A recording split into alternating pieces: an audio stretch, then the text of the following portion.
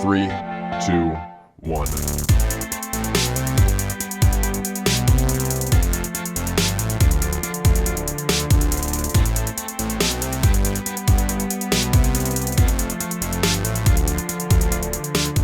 What's up, Net Soldiers? I'm Net Alliance, and today I am bringing you a video that has been requested by a ton of people. This is part 2 of What If Obi-Wan Captured Grievous. So, as you can probably guess, if you haven't seen part 1, make sure to click the card at the top of the screen or in the description below and check that out, then come back and watch this video. It'll make more sense for you.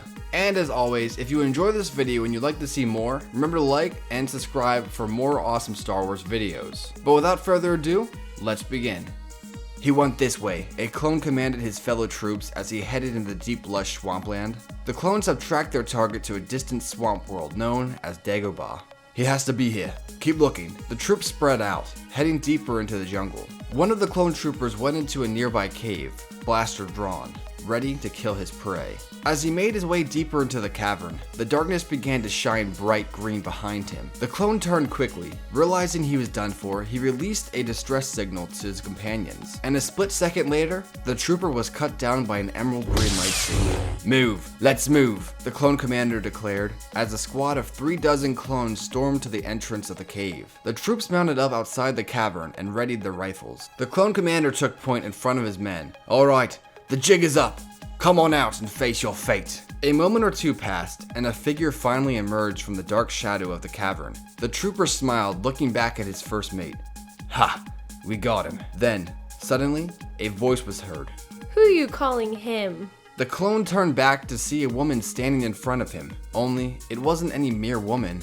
It was Ahsoka. "Wait, you're not Grievous," You're right! Ahsoka said, igniting her lightsabers. She then pointed behind the commander. He's behind you. Just as the clone commander turned around, he saw Grievous leap from a nearby tree and squash one of his troopers. Grievous then wielded both of his lightsabers and began cutting down the clones. Ahsoka hopped to his side and they began dispatching the troopers. Where's Kenobi? He'll be here, just keep fighting. Grievous and Ahsoka began to grow more outnumbered as more and more clones joined the battle. Before they knew it, they had been pushed back to a cliff. We can't keep this up! Ahsoka declared. We don't have a choice. Keep fighting. Both combatants were pushed to the edge when one of the troops' shots clipped Grievous's chest plate. It didn't do any severe damage, but it's a sign that they were being overrun. Grievous became angry. Darn it. Where are you, Kenobi?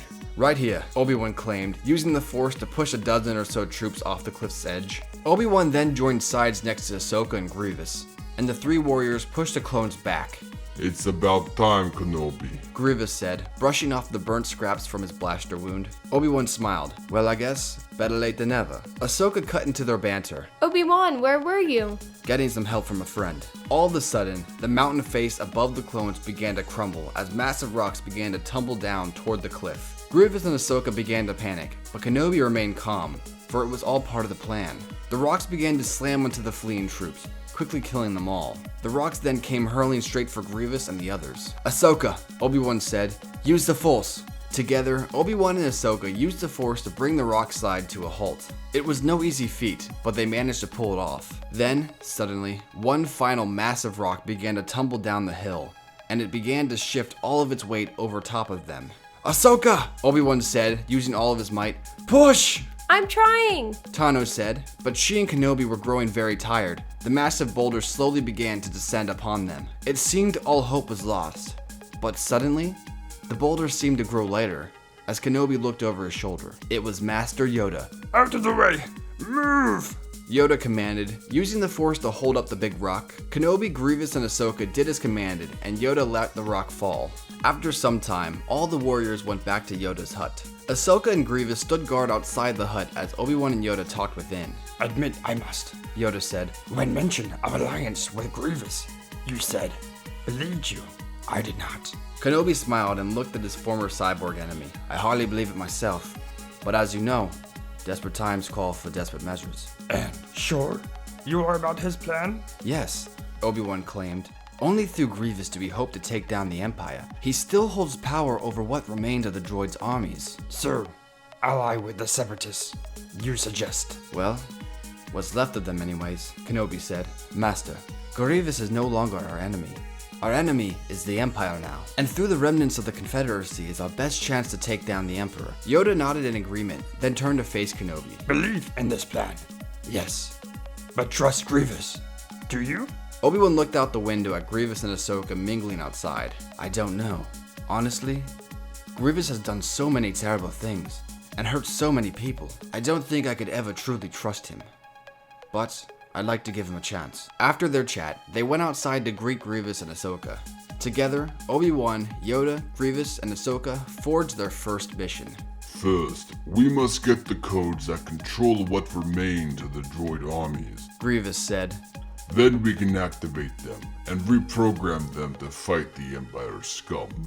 Obi-Wan then chimed in.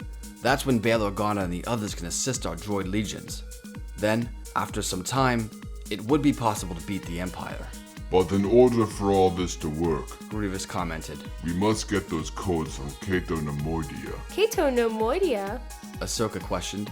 That was one of the Empire's first targets. There's no way we could puncture their defenses. We need an army. And that's where Bail comes in, Kenobi added. His forces can get us in. We'll just have to find our own way out. Leave that to me. Grievous stated. Then move. We shall. Strike at the Empire. We will. And that is the end of part 2 of this 3-part series. Make sure to like and subscribe to get part 3. And until next time, guys, I'll see you later. Peace.